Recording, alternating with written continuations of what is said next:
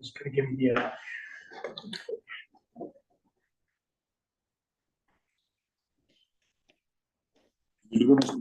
Okay, thank you. Okay, we have a motion here, R 2023-249. I need a mover and a seconder.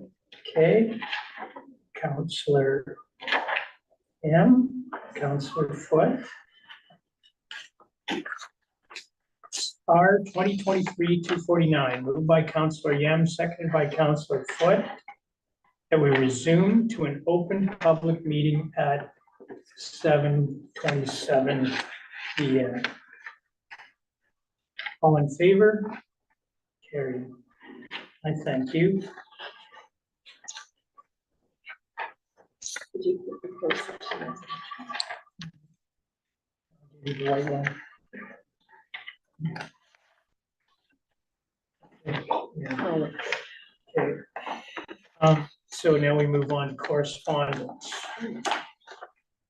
Okay, so number one, Recreation Committee info only because it's already been done. And then it's the Golden Sunshine Municipal Nonprofit Housing Corporation Board. Info only because it was done. That was October 17th. Resolution from the Township of Clearview regarding cemetery transfers. We don't have anything like this. Okay, so we look at it as info. Well, Go ahead. may I? Yep, certainly. We do have, I guess it's a private, the barber, the barber. it's in our motion. We look after it, we maintain Oh, we do maintain it? it. It's a closed cemetery. Okay. So we don't have to worry about any of this. Okay. Okay, the next one is resolution from the municipality of Chatham Kent regarding Ontario Works rates. That has been done through again, and simply wants higher rates for Ontario Works. You get $390 and it $1,500 for an average rent, but it's been supported and it will be supported again by everybody, you know, so that'll go through AMO, Phenom, and whatever. And I think we all understand it and realize it. There's no doubt about it. Number 5, that news release from the Federation of Northern Ontario, and we talked about bail reform, catch and release earlier. And basically that is thanking the 2 retirees. One was Scott Todd from North Bay, who is retiring from the police force. The next one, and this is the one I needed clarification, and you got that little extra information there, resolution for the city of Sudbury regarding a requested amendment to the Occupational Health and Safety Act to clarify the definition of employer. This is going to AMO and Roma, and it's also going to Good Roads because it's opened up a bee's nest. And the gentleman that was killed in Sudbury, and everybody's trying not to be liable for it. So it's going to powers greater than us, because I figured out who would be liable, and a number of you did as well, but they're not sure because the court threw it out twice. It went one way and the last time it went an opposite way. So they need a law versus a judge determining it. So, Well, yes, the whole thing is proof of due diligence on the employer. That's, you know, like if the employer, which is the city of Greater Sudbury, right. as the employer, in their due diligence, they should have had, I might be corrected on this, but I'm going from an industry standpoint here, that they should have had their people on site. They should have had made sure that the contractor had their training courses on site. and that they had their safety standards on site and that they were following them, and that their auditor was there or reasonably comfortable that the contractor was going to follow their safety standards. Somewhere along that line, those safety standards slipped up somewhere. Mhm. So the first at fault is typically the supervisor. The second at fault is the contractor. The third at fault is the employer. That's the standard procedure that's been in the Occupational Health and Safety Act for 50 years. We all know it, we all understand it. I just don't understand why the courts are having to finagle with it. So I believe it's gonna have to come down is a resolution from government that says the court can't make this decision. This is, whatever, and then it could very well be exactly what you said. But right now, they made their own decision, Yeah. go figure. I sat in a few arbitrations on the Occupational Health and Safety Act, not for fatalities, but for some pretty serious injuries.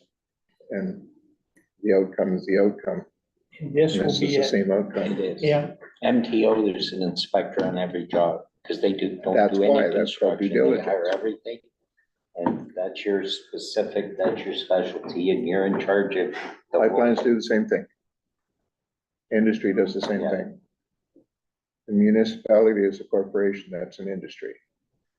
Corporation is a corporation is a corporation. so we'll see. We know where it should go. We'll see if it goes there. And I know the ugly ramifications down the road should it go this way for municipalities, but that means that municipalities, when they hire a contractor, better have their together. Ducks in a row. Exactly, Ducks in a row. ducks in a row, Yes. but that's the way it is everywhere else in the real world. And just, anyway. Yes, that's why I read it and then asked Chris if you could clarify. And that's where we are. So it is at Amo Roma Phenomenon Good Roads. And Good Roads has a webinar coming up. I think it's from Roma, actually, about it. So we're trying to follow up with what we have. Yeah, because it's something that we should keep a Mhm. close eye on. All started with the MTO in the 60s, Grassy Narrows. You probably remember it, and they had a great big celebration at the Minister of Transportation go to open this new bridge that was built for them on the highway, and they went there and there was nothing. They spent all that money. We read the history of it. That's how it all started, yeah. Yeah, let's do the ribbon cutting, That's called an awkward moment. Yeah, yeah. that'd be awkward. There was no Facebook. Yes. Okay, we'll move on to number 7, which is the resolution for the North Bay Parish Sound District Health Unit regarding intimate partner violence. Well, we've already done that. Next one, the 2022-2023 annual report from the ombudsman. They're not in there. But no, There were 5 5 complaints, nothing but no was- cases, so nothing with merit. And the last The one, book is here, if anybody would like to read it. I just couldn't photocopy it because it's bound for. no. And the last one, this is where item 9 correspondence, Councilor Foot will step out. This is a resolution from the North Bay Parish Sound District Health Unit regarding modernizing alcohol marketplace and product sales. I read it and then I reread it, and then I know you've all read it as well. Right now, I would almost suggest that this be an information item because it's suggesting it's gonna limit where, and we already know that our premier has said we're gonna have more alcohol at corner stores starting in the new year. They haven't passed it. They went a recess first, but he's promised it. It's not gonna be a buck of beer, it's gonna be at corner stores, he's trying to break the Brewers retail. The union, yeah. Yeah, and he's going to do it. They're going to have to come out with rules, and they have rules now. It's just, again, like the pot stores, are they gonna police them, you know? But in our case, you know, we have two locations, and I look at Restool with one location, that kind of thing. Restool's is close to church, you know? But again, how do you get around this? How do you know? And I think right now, it's a bigger question that the provincial government's gonna have to look at an answer for. Because they're gonna do it. We can't, I don't think we can all in good conscience do a bylaw in our community to do that. They're both far enough apart, they both have their own clientele. We know that. We know who their clientele is, for crying out loud. Mhm. You know, they both have their,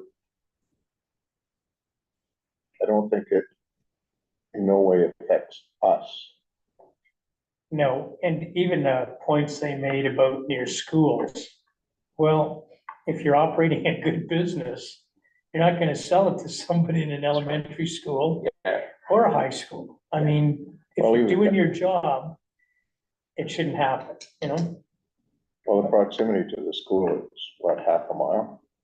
Mhm. I think, because they don't think, they're not macro thinkers. They think block to block. It's my opinion.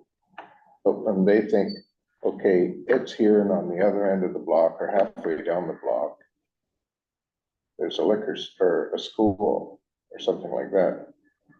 We're not like that. We're a 15-minute walk away. Yep, And they're referring to high school. High We school. only go up to elementary, so up to grade. Okay, It's pretty so easy to tell our- the grade eights from the high school students. Yeah. Our nearest high school is, a I'd long say walk. West Ferris is our Yeah. nearest high school. Yeah, You know, but all of the high schools in North Bay are closer than Almagna. yep, So it's almost a moot point to even send it to us. It's our health unit, they asked that they Oh. be circulated, so. Yeah, so we've circulated, we've all read it. Yeah. and what are they gonna do with the decision? Should there be a decision on this? How will that decision affect us? It shouldn't affect us. It shouldn't. No, Not at all. No. and it's not till 2026 when it kicks in. So, and the way they've been changing their minds lately, Mhm. 2026, it could be a totally different government. that's right. So Yeah. we'll keep that as an information item. Yeah. So in that case, we can accept the correspondence? Yes, I thought you said that's it. okay, yeah, and you're Moving to accept the correspondence. Counselor Kirkey, Worship. and I need another Counselor Butler, thank you. Yeah. It's number R 2023-250. Moved by Counselor Kirkey, seconded by Counselor Butler, that we accept the correspondence as presented. All in favor? Carried.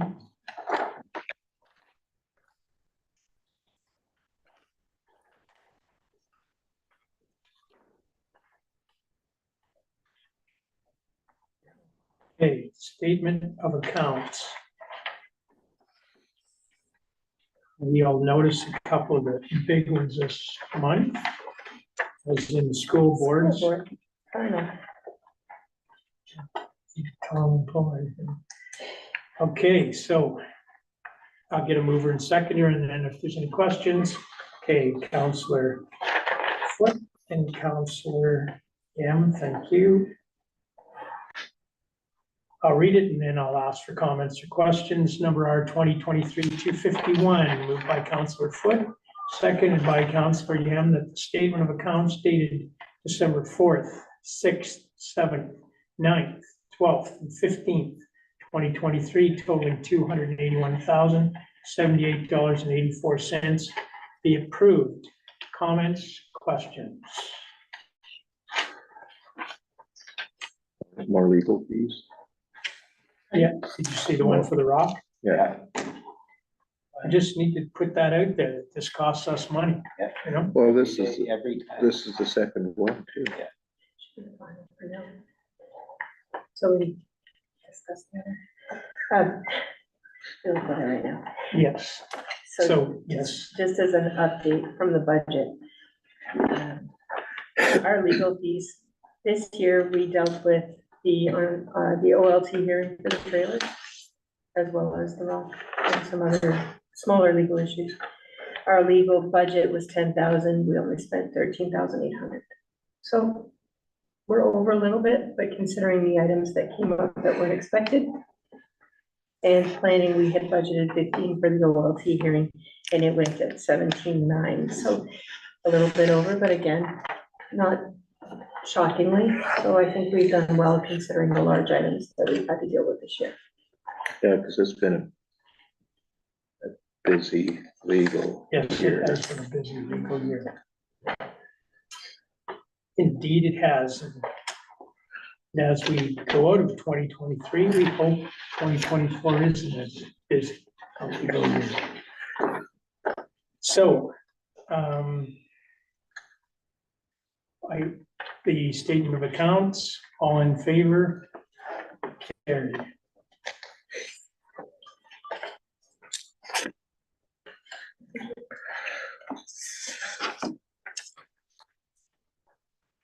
They are confirming bylaw, I would move in seconder, okay. That. Butler and Turkey. You guys, special one. Our 2023-252, moved by Councillor Butler, seconded by Councillor Kirky, that we passed bylaw number 2023-51, being a bylaw to confirm the proceedings of council at its meeting held on December 19th, 2023, read the first, second, and third time, and passed this 19th day of December 2023. All in favor? Carried.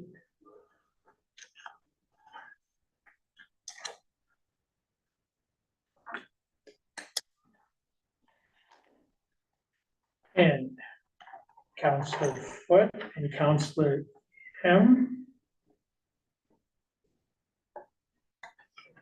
We get to do the last resolution of 2023, number 253 resolutions, moved by Councillor Foote, seconded by Councillor Yem, that the meeting be adjourned at 7:44 p.m. Next regular meeting to be held January 2nd, 2024. And just in case, Merry Christmas, Happy New Year to everyone. Hopefully we'll Merry see you on Christmas. Friday, but it's only Tuesday. Who knows? So.